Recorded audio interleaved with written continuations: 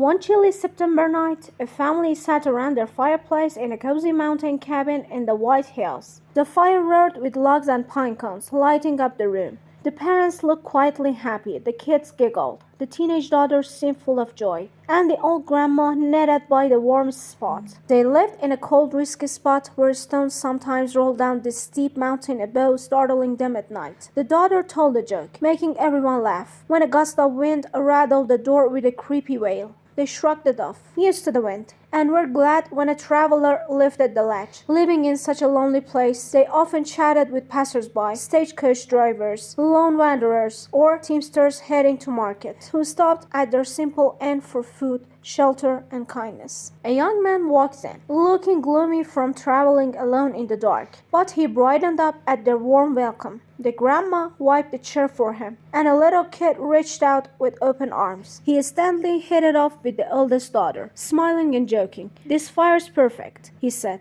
"I was freezing out there. I'm headed to Vermont, but I will stay here and feel at home." He sat by the fire, but suddenly a loud noise, like heavy steps, came from the mountain. A rock had tumbled down, hitting the cliff across from the house. "The mountain's reminding us it's here," the dad said. "It grumbles, but we're used to it. Plus, we've got a safe spot nearby if it gets serious." After eating some bear meat, the young man fit right in, chatting like family. He was proud but kind, standoffish with the rich but brotherly with folks like these. The family's simple warmth and mountain life charmed him. Though he usually kept to himself, that night he opened up about his big dreams. He didn't want fame now, but he couldn't stand being forgotten after death. "I haven't done anything yet," he said, eyes shining. "If I died tomorrow, you'd be the only ones who'd know I passed through. But I won't die until I've made my mark." The family got his passion, even if it was different from their simple lives. He blushed when they teased him,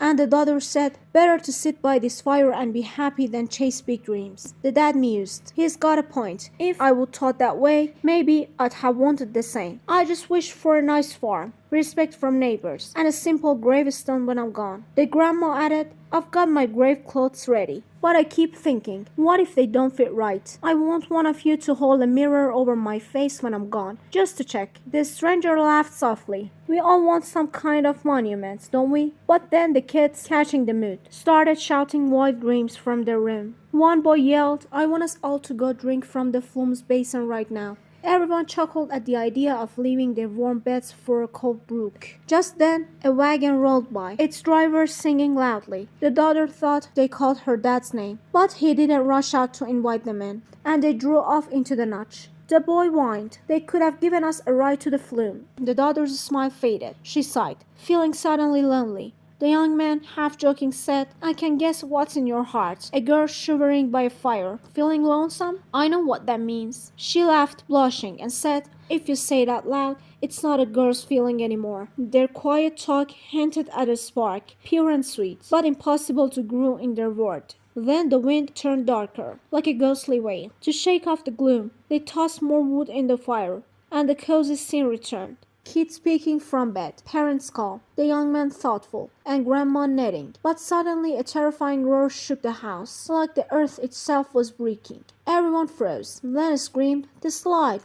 The slide!" They ran out, aiming for a safe spot they'd prepared for such a disaster. But they fled straight into the path of massive landslide. The mountain crashed down, splitting around the house but burying everything nearby. The family and their guests were gone in an instant. Their bodies never found. The next morning, smoke still curled from the cabin's chimney, and chairs sat around the fire, as if the family had just stepped out to see the destruction and would soon return. Their story spread wide, becoming a legend of the mountains, sung by poets. Some say a stranger was with them that night, sharing their fate, a young man with big dreams, now lost forever, his name and story a mystery.